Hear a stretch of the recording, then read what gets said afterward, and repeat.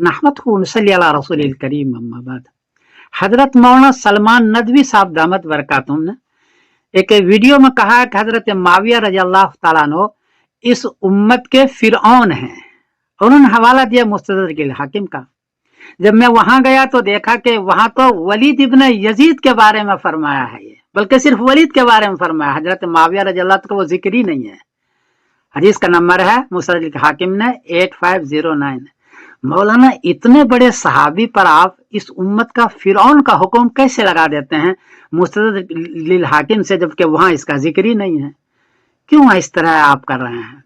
जबकि बात यह है कि हजरत माविया रजी अल्लाह तआला वो अजीम शख्सियत है जिन्होंने 3 बड़े बड़े काम किए हैं। पहला काम उन्होंने किया है कि हजरत अली रजी अल्लाह तआला से जो जंगें करवाई अपनों में, 3 शियों ने 3 जंगें करवाई, जंगे जमल, जंगे सिफीन, जंगे नहरवान अपनों में करवाई। उन सारे शियों को मार मार के सेंटिंग में कर दिया और हजरत अली रज़ी अल्लाह तआला के कत्ल का बदला लिया। हजरत माविया ने किया है। माविया रज़ी अल्लाह के जमाने में एक भी जंग अपनों में नहीं करने दी, और किसी शिये का पता नहीं है जो जंगे करवा रहे थे अपनों में। तो पहला तो यह है कि हजरत माविया रज़ी अल्लाह तआला ने हजरत अली रज़ी अल्लाह तआला के कातिल का बदला लिया है। हजरत हसन रज़ी अल्लाह तआला अन्हु के जांग में खंजर मारा शियों ने, उनका भी उन्होंने बदला लिया है। कितना बड़ा काम है। और दूसरा यह है कि हजरत हसन हजरत हुसैन को इतने माल दिए, इतनी इज्जत दी, इतना एहतराम दिया, इससे पहले किसी ने नहीं दिया था। हजरत माविया ने दिया, जबकि इनके वालिद के साथ जंग हुई है।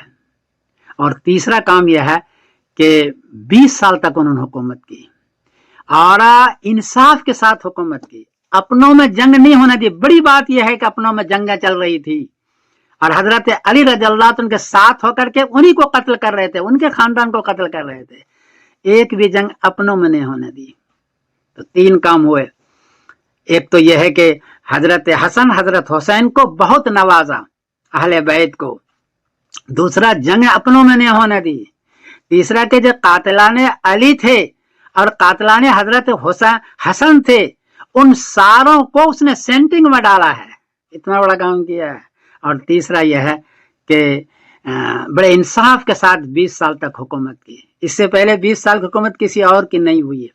इसीलिए नबी करीम ने फरमाया था, अल्लाहुम्मा मक्किन लहू फिल बिलाद वक़िहिम सुअल अज़ाब। तबरानी हदीस का नंबर 1065 कि या अल्लाह उनको शहर के अंदर, मुल्कों के अंदर जमा दे। चुनांचे जमा दिया।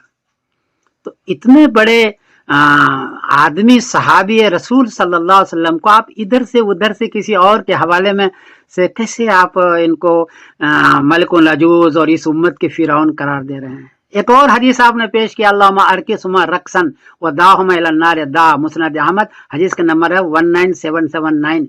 ये हदीस भी हजरत माविया के सिलसिले में नहीं है।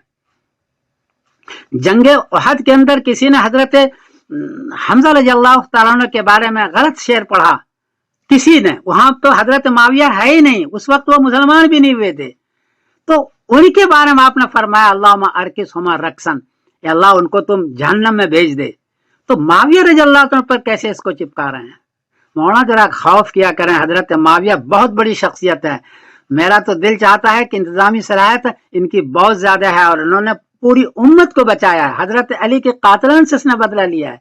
इसलिए आप इस किस्म की चीजें न क्या करें, उल्टी सीधी चीजें आप न किया हजरत माविया रज़ी अल्लाह के बारे में। मेरी एक गुजारिश है मौलाना, मैं समीरुद्दीन कासिम बोल रहा हूँ, गलती हुई तो माफ करना। अस्सलाम वालेकुम व रहमतुल्लाहि व बरकातुहू।